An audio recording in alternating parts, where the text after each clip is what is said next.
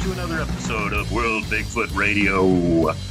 Once again, we're going to have a really interesting guest here, and warm welcome to our special guest this week, Mr. Gary Wayne. Welcome, Gary.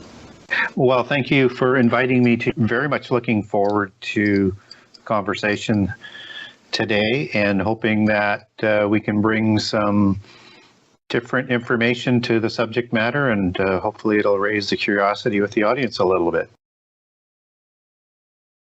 And again, they don't have the same look, but we also get other interesting beings like the centaurs. That's half man and half horse, right?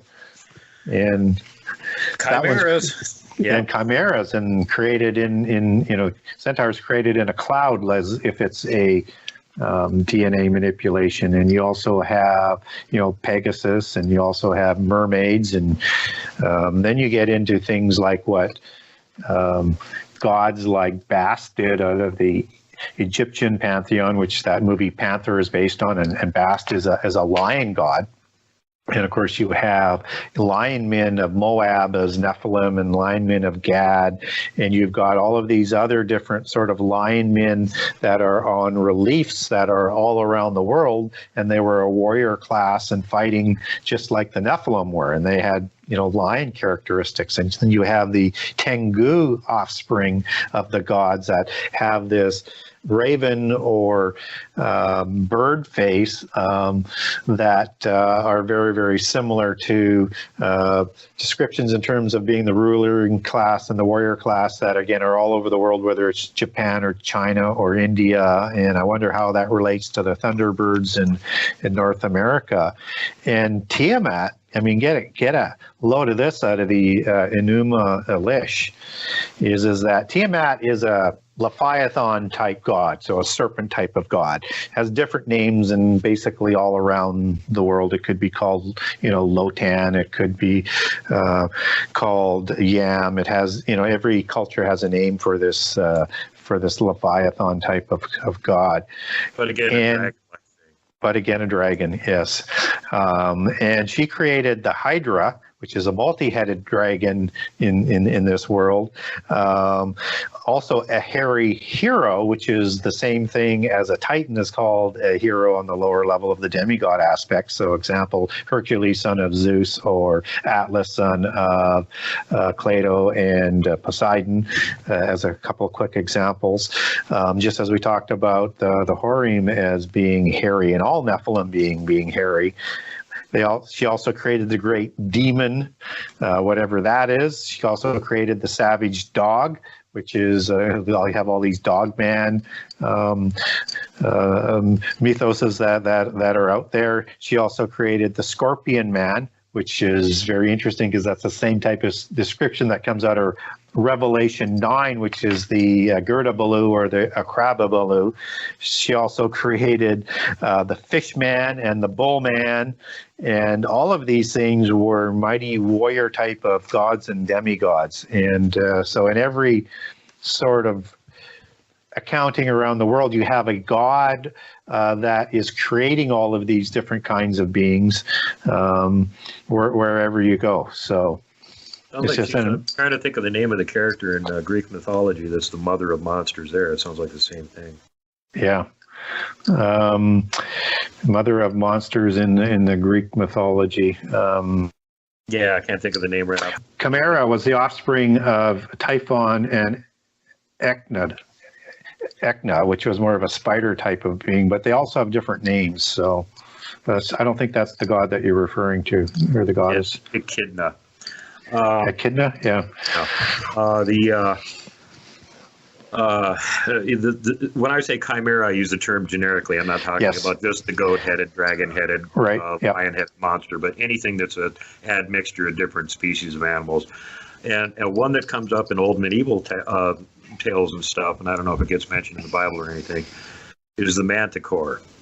And the reason I bring up the manticore is because apparently there's manticore sightings happening again. And I went back and did some research on this, and interestingly enough, there was a flap of manticore sightings about 350 years ago. And somebody else did some research on it and went, well, fiddly-dee, there was another big flap about 350 years before that. What's up with this? So anyway, and someone that I know actually saw 2 of them in North America recently. They were outside on their porch about 3 o'clock in the morning having a cigarette, and they saw 2 of these huge orange cat-looking things come walking up out of the ditch, and they're, like slightly smaller than a lion, and they both had human-looking faces on them, and they were making weird noises to each other, and the one turned and noticed she was there and got this look on his face like, you're not supposed to be able to see me, and then they both just vanished. Wow. And she was extremely freaked out, didn't know what to make of it, contacted me about it. I'm like, I'm not an expert on that, of course. I'm going to have to do some research on this one. She didn't even know what she saw. I said, it sounds like so anyway, again, this is another one of those things where it's like, where did all this mythology of these weird admixtured animals come from? And I think what we're talking about is basically where it came from. These guys were doing GMO mutations and creating their own weird things for whatever purposes they had for it. Yep. That's what I think when we get into these things that, it just doesn't necessarily make sense of a human and a god, right, to create this. And it may not make sense that it can be a god and a animal to create it, because typically a lot of these will have animal and human features, right? And perhaps having a demigod type of position, size-wise, strength-wise, or whatever. And so you almost get a mixing of maybe a third, and a third within some of these creations, with now it means, okay, well, how is that possible? So they're somehow mixing a recipe of DNA to create these things. And I think that's how they sort of, how I, in my own mind, differentiate them a little bit different than how Nephilim are created, but part of the same violations against the laws of creation as what the Nephilim are. Yeah. Yes. Which also, of course, going back to the GMO critters, this is in my opinion, the most likely explanation for Dogman. As you may or may not be aware, there's tons of Dogman sightings going on in North America. There's people who you can go back a long time in the past and find reference to this, and way past the werewolf references in Europe, which are, skinwalker shapeshifter type. What we're talking about is things that are Dogman all the time. They're not human. Back and forth. And that's the cynocephaly of old Greece. And, it makes you wonder if this is, again, like some GMO race that they created for some purpose. They're noted in history as being incredibly powerful warriors and were actually hired by certain kings to be, shock troops for them and whatnot. They'd get paid extra heavy money for them. And apparently one of them joined, I think it was St. Timothy or something. He, Dogman joined the Catholic Church and was a warrior for them for a while and ended up being sainted for it. So, there's lots of references to these guys in history. It's not like, there's nothing back there. Go look. There's tons.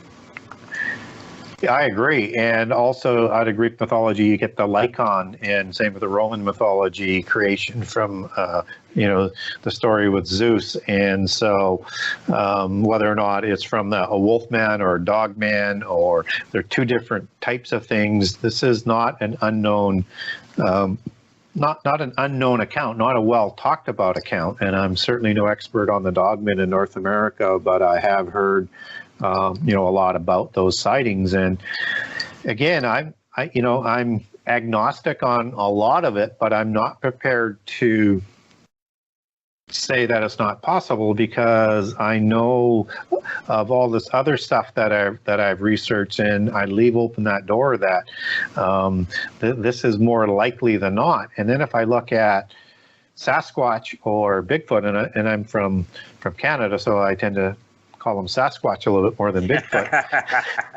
Well, that's a more proper name. So that's like the difference between using some of the names like Doulagarl would be like a technical name for what they call a yowie in Australia, and yowie's a generic. So Bigfoot's just a generic term. Yeah. But what I would say, though, is that there are just so much of this and so much of the history of it. I actually think they're there. It's just finding the proper explanation for what they are. And as what you've mentioned, and I'm sure your guests have just reiterated so many times, is that they understand these beings as real, and that they're intelligent, and that there's actually communication that goes on between them, and to some certain degree, whether it's tapping or whatever else, with themselves and or with trying to communicate with humans. Also, I'm actually a field researcher. I go out in the field, do evidence gathering on Bigfoot. I've seen them 3 times. I know they're real, no question. Dogman, haven't seen one. Don't know if they're real or not. I assume they are. Some of the same people I know that do Bigfoot research who do Dogman research, and they're both real critters to them. You know, one of the things that keeps throwing people that are not that well acquainted with all this background information is like, okay, they can understand how there might be some sort of big, you know, gorilla-like thing living in the woods of North America. Maybe that could be, but an upright walking wolf, that's like not natural. So that's sort of where a lot of company on that one. But then, you know, I've had people share pictures of Dogman. I had somebody that sent me one from Germany. It's looking in their window. It's pretty obvious. So, you know, at that point, it's kind of like hard for me to go, oh yeah, Bigfoot's real. I've seen it, but there's no Dogman because I haven't seen it. I can't do that. You know, I can't automatically discard what other people are telling me just because I haven't seen it. Yeah, exactly. Yep. Agree with that 100%.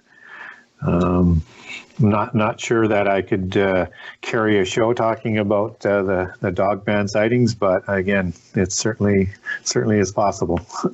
Well, you don't need to. There's tons of other people out there doing that job for you, Gary. You got your own area of expertise, which most people don't have anything that they know about. So thank the good Lord that you're out there and you're talking about this stuff, because, man, we don't have a whole lot of choices for people that have this sort of background knowledge. I mean, you know, other than like Tim Alberino and Steve Quayle, and mainly all they talk about is giants. They don't really have that much to say about some of the other stuff that's connected to it. Yeah, and that's what I try and bring to the story is I try and bring credibility and show my sources so that people know where I'm getting my information from. And then secondly, to connect the dots, unlike other people have connected to them, as to who are they, how has it affected our history, how do we recognize that sort of residue of that what happened in the past happening today, and how is that connected to the end time that you were referring to earlier in the show with the days of Noah. And so if somebody is looking for information or a story about how this connects right from, you know, the beginnings in Genesis to today and to the near future, that's what my book is all about. And those are the comments that I get back, is for the first time somebody's connected the dots. For the first time I understand the Old Testament. I understand what's going on in the world a lot better today. It's not going to help you resolve what's going on in the day, but you can at least have a better understanding of what's going on. Yeah. I know everybody I know that's read your book absolutely loves it. I unfortunately am a slacker and do not have a copy of it yet, so I'm sorry about that. But I'll give you an example of a friend of mine that read the whole thing, Wes Germer, Sasquatch Chronicles, and he said, you know, it's like a gigantic book, but I couldn't put it down. I just wanted to like not do anything else except read the whole thing cover to cover. That's not typical for either me or Wes. We're both good at like read a little piece and ignore it for a while. Well, and so it would take, when you come across a book with that much information that long, that's that gripping, that should tell people something, man. If you want to know more about the subject, go get a copy of Gary's book. And it's like 800 pages and it's only $30. Realistically, that's not that bad. And tons of great valuable information in there. You will not regret getting a copy of it. Appreciate that. And it is a long book, and I actually shortened it to get it published. It was actually almost 1,200 pages, certainly over 1,100. Yeah, I heard that. And I was like, no, I want the phone book size one. I want the long one.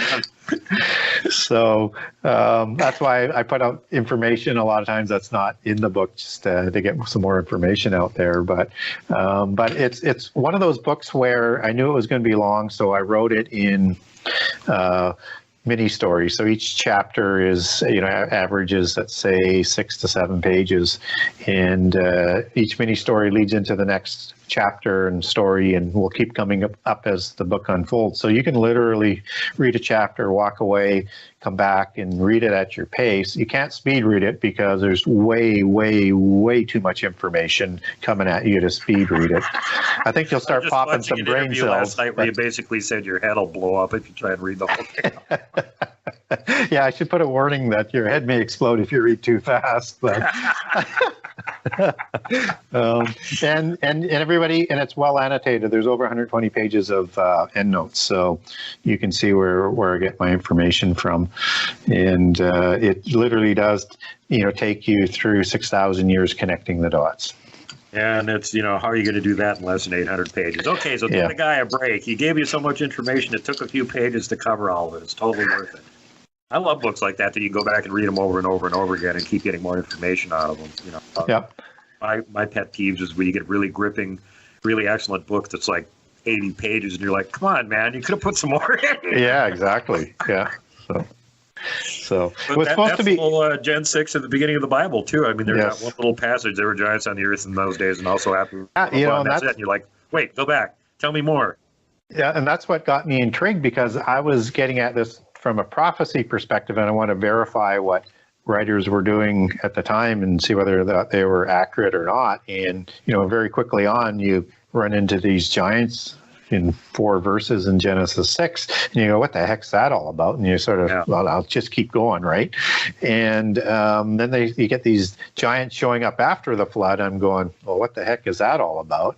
Yeah. And then you get these demons and these fallen angels, and then you've got all these different things going on in Revelation. So I thought, I wanted to write a few books, and I thought, I'm just going to write a short book to see whether I can get published. And I'm going to somehow connect these creatures in Genesis 6 to the end time. And then once I started to mix in some of my other passions of history and mythology, and then mixed in the religions, that led me into the secret societies. And that just took me down all of these rabbit holes that it turned into hopefully the longest book I ever write. And, in terms of time and length, because it just seemed like I was 30 years or something to write it. Well, a long time. When I started to write it, I started to write the book off of what I had documented from about 15 years ongoing. And then from 1998, I started to write it, and I was done about 2012. And then I was trying to figure out how to get it published after that. So that's a lot of work on one book. Yeah. So next one's going to be shorter. But you can make it like it in a series, so you could have more updates coming out. Well, the publisher wants me to do a sequel. I'm working on sort of a different type of book, but I may do a sequel, but it's going to be just sort of, some stuff that didn't make the first book, and kind of more of the same, but there are some interesting areas that it didn't cover off. And of course, when I wrote this book, I wrote it so that it could be published in, 5 books, or in 3 books, or in 2 books. But the publisher thought that was a good idea until the editors came back and said, no, this one's got to be told in one story. So, well, that's just the opposite happened with Lord of the Rings. Tolkien presented it to them and went, oh, here it is, 1,640 pages. And they went, no way. We're going to make this 3 books. And he's like, oh, okay, I guess. Yeah. So. Well, another thing that comes to mind here before we get done, run out of subjects to talk about for this episode. I noticed when I was looking through the table of contents of your book, yes, I haven't read it, but I have seen the table of contents, that you do actually make a connection with this whole thing. And of course, this is we've actually done a show on Operation High Jump, Base 211. So here comes World War II.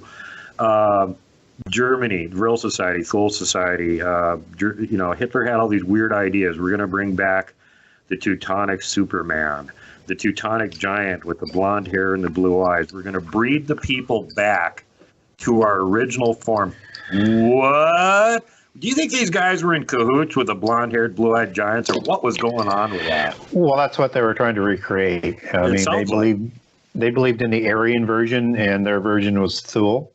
which sounds like Atlantis, but again, it could be a sister civilization, and those were the blonde hair and blue-eyed ones, and they adopted the Rosicrucian belief system of Vril, which is something in the blood that if you could backwards engineer that, you could recreate the giants, and they were working on that aspect as well as filtering down the breeding going forward to try and, through, generation after generation, recreate that sort of purity. But that's the new man concept, right? That's the new Nephilim concept. And that's always going to be part of this other aspect that people haven't really looked into very well with the purebloods that come down through the dynasties. And the Rosicrucians' idea of Vril goes right back into their ancient history, that this is the bloodline and the genealogies that go back to the Nephilim and to the gods that created them, and it gives them the divine right to rule.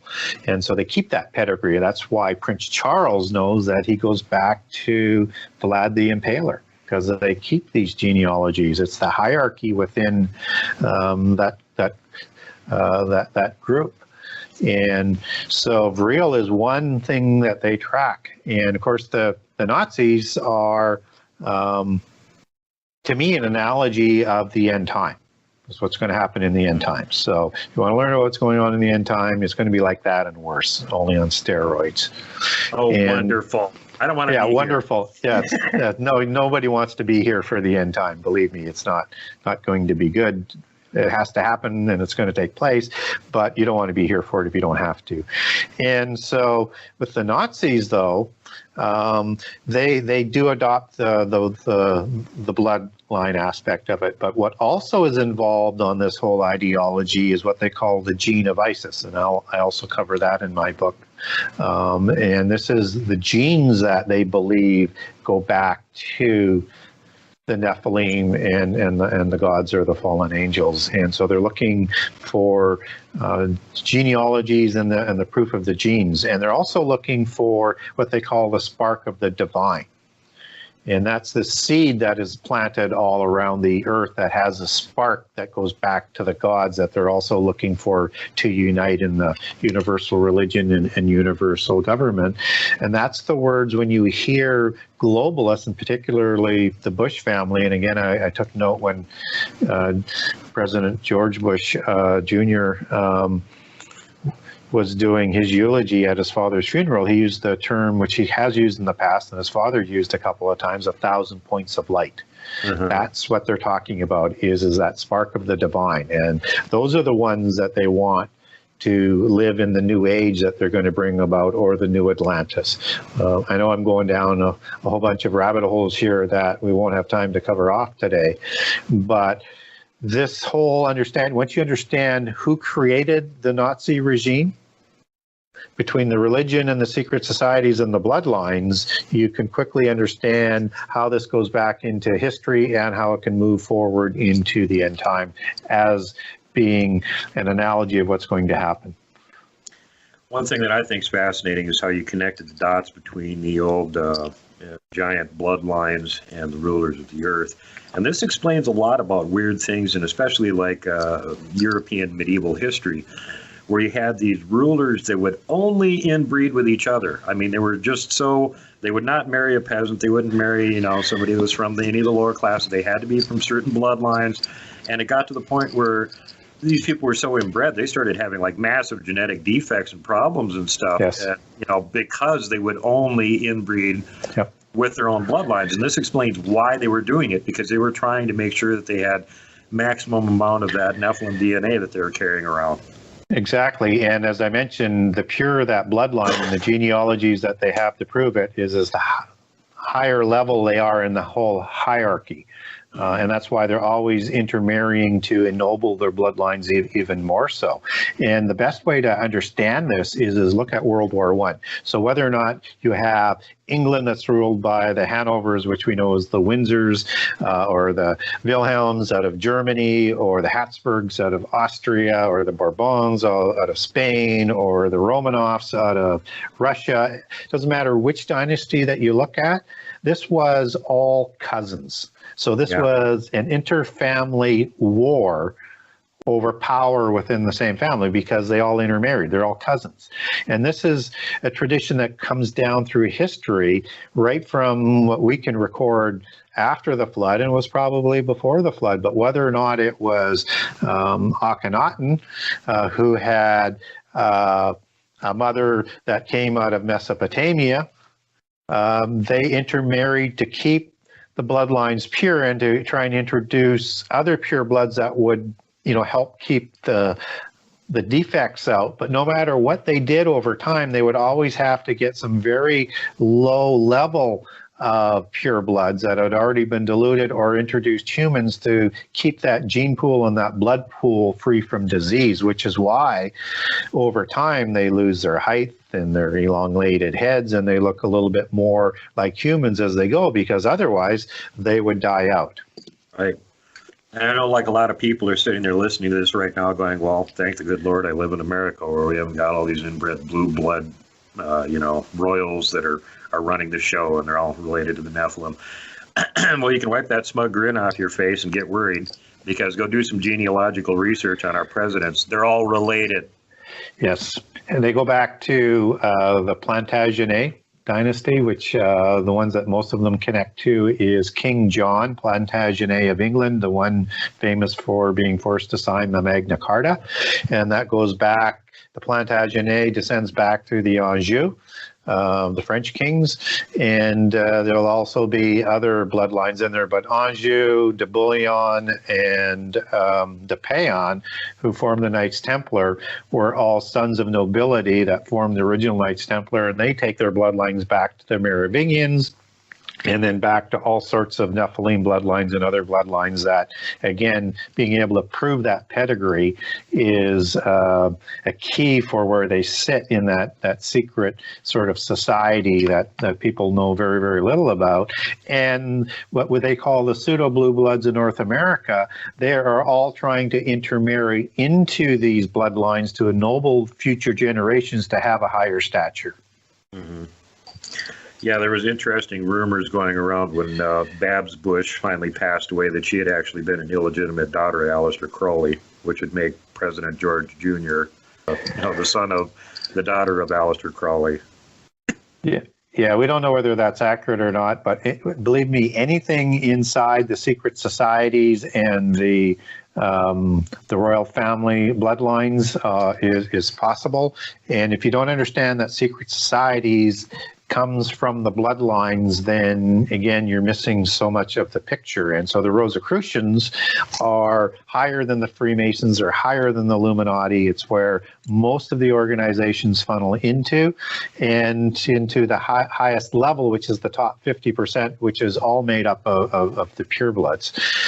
So you need to understand the organizational structure that has been in play since prehistory and is still affecting us today, if you really want to understand kind of what's going on. And so, like I say, anything is possible when you're talking about secret societies with Rosicrucians and the secret bloodlines. And to give people an indication is that there is one order that comes out of the north side with the Swedish and Norwegian kings, and they have a double cross of Lorraine, which is again where the Anjou and the de Bouillon and the de Payon come from, which is another iconology of the bloodline. So they have that as part of their symbology. But this secret society, you have to be, I know they changed the rules in the 90s to loosen it up a bit, but throughout its history, you had to be of a royal family and of a secret society to be part of it. And this is the royal family's secret society. What they call it is the Knights of the Seraphim.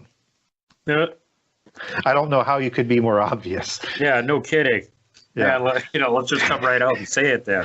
Yeah, and they're associated with these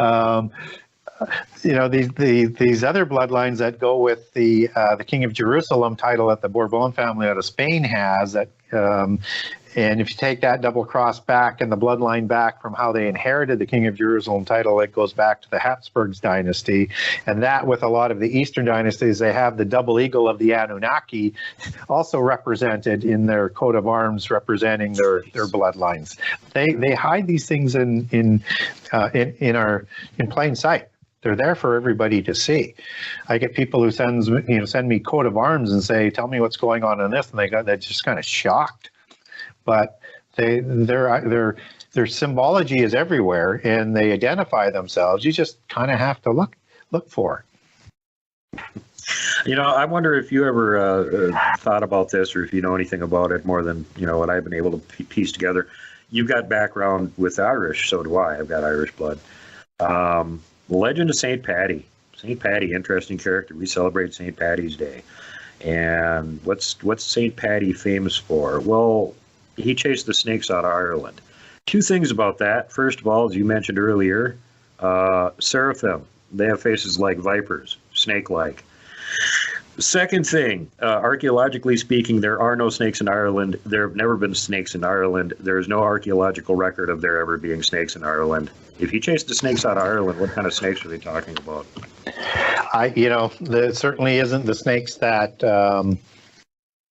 most people think that they're talking about. Just as you said, there's just, it's either a complete fabrication, or they're using an allegory of what they're talking about. And I think it's an allegory of chasing the seraphim, dragon, serpent cult religions out of Ireland and replacing it with the Roman Church. I think that's what they're talking about.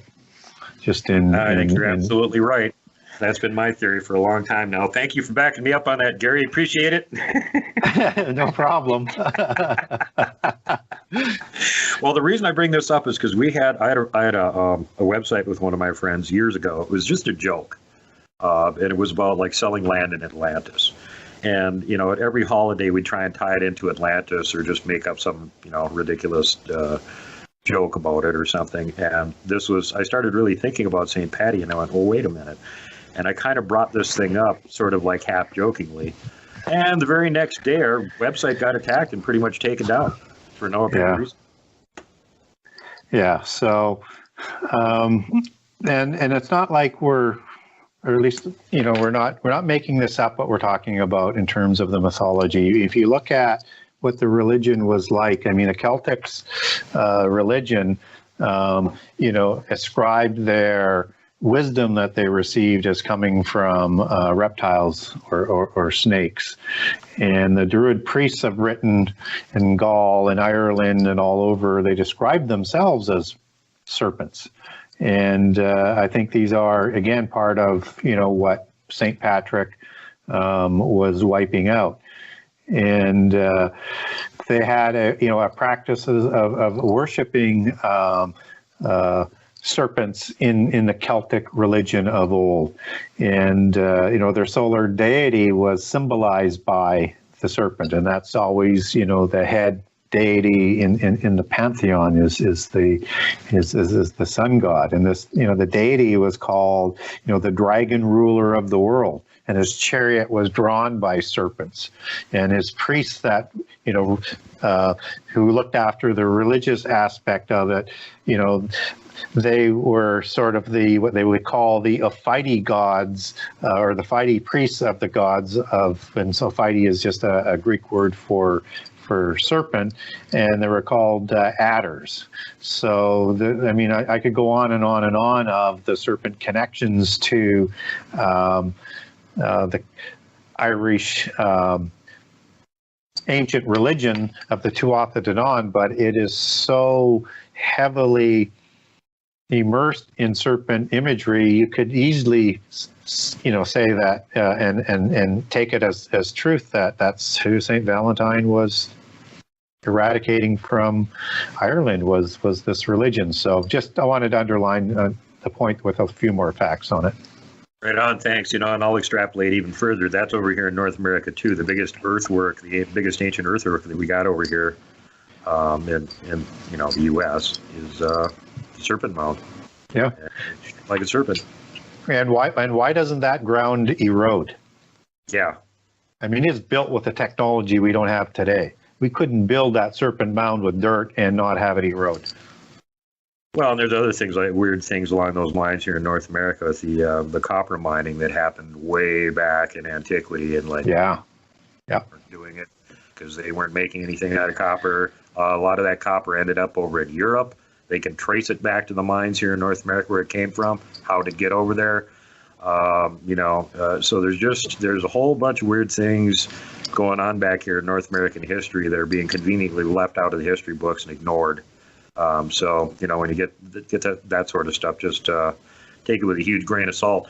And to back up something else you were talking about earlier, you mentioned the Greek mythology and how some of this really seems to tie in, like Zeus throws thunderbolts, and then his half human demigod son Hercules was a hero.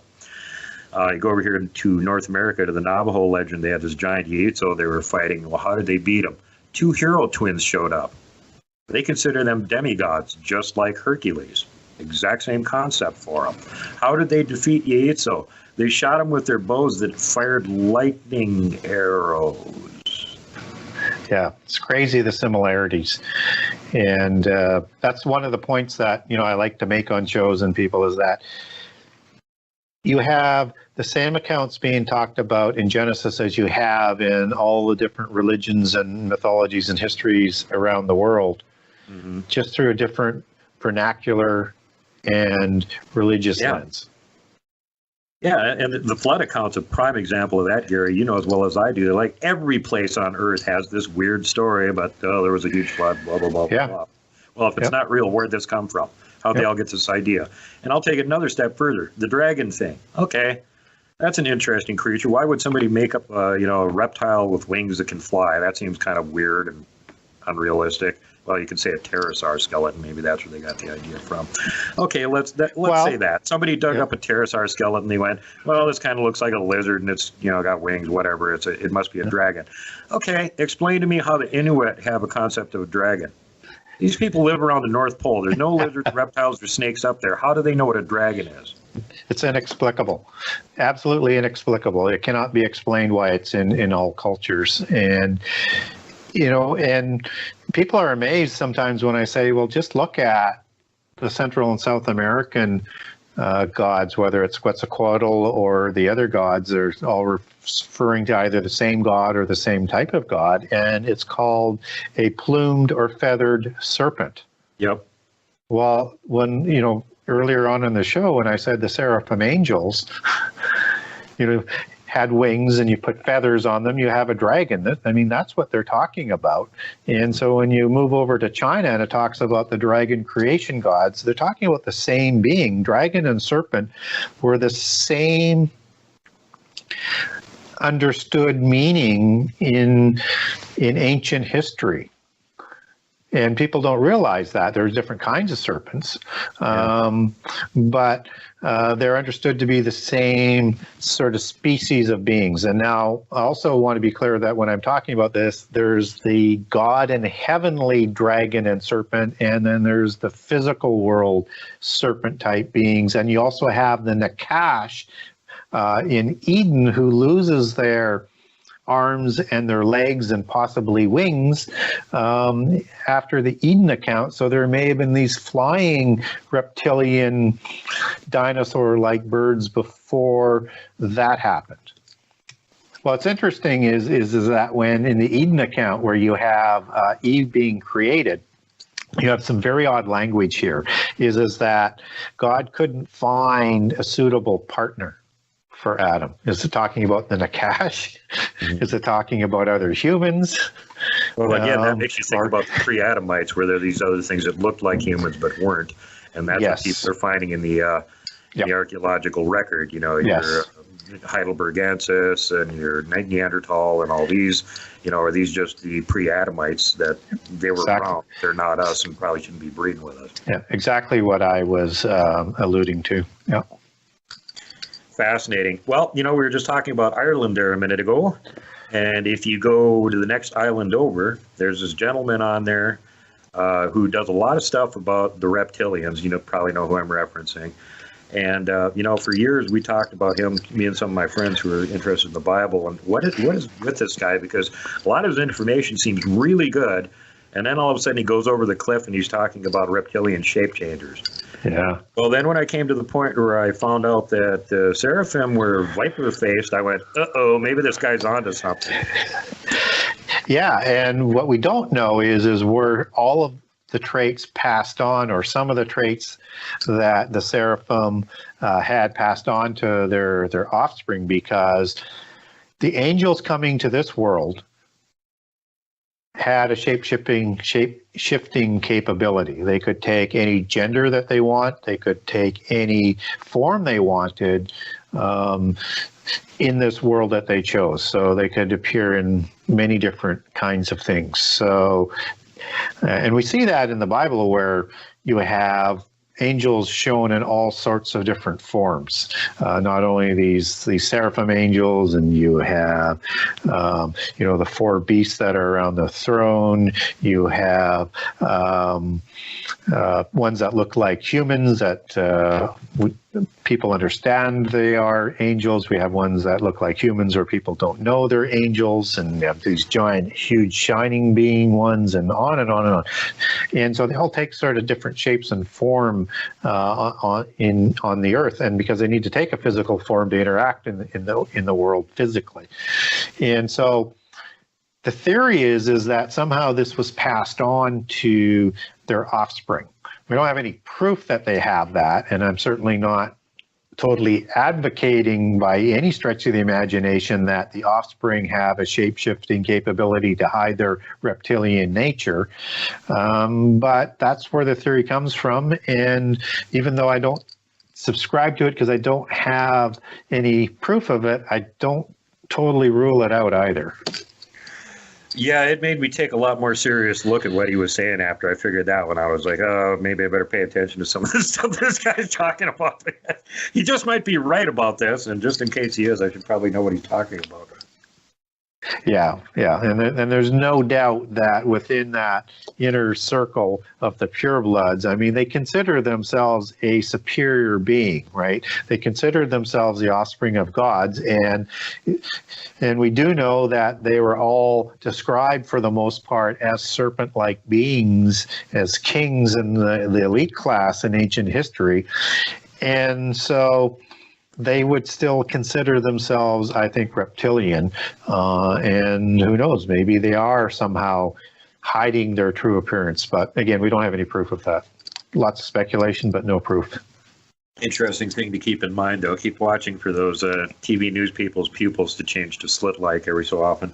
Anyway, I'd like to mention again that I had several people actually bug me about this, that I need to ask you about it. And I know you sort of like briefly glossed over it here earlier, so I wanted to bring it up again. The lion men of Moab, what did they physically look like? Were they like a centaur that had like upper body of a human, lower body of a lion, or was it just like a lion with a human head, or what were they supposed to look like?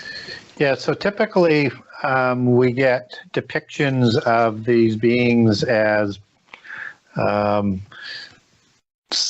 in both ways. You have ones that just have a lion's head in a human's body.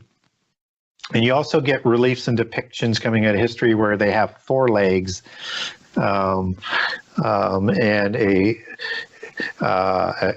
and I guess you would call it lion's legs and feet and stuff like that. But typically they have the lion's head on a human body. But you do get both depictions where it's a combination of lion and human, and they seem to be the same type of individual as they're depicted on the ancient reliefs. So what I look at is that the lion men of Moab and of Gad would be standing up probably on two legs with more of the lion face features.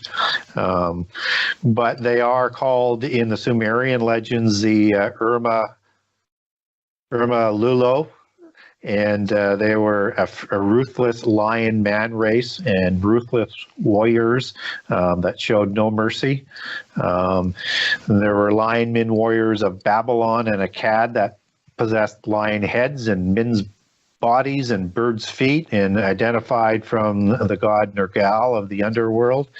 And you even get like King Habada out of the cedar forest in the Epic of Gilgamesh, who had the face and the paws of a lion and the bull of the horns. And vulture claws and a serpent's tail and was covered with snake-like scales. So he was more almost chimera-like in those things, but he is protected by the gods. That's why Enkidu has to be killed, is because he actually kills King Habata of the Cedar Forest, and he's a demigod king who looks like this.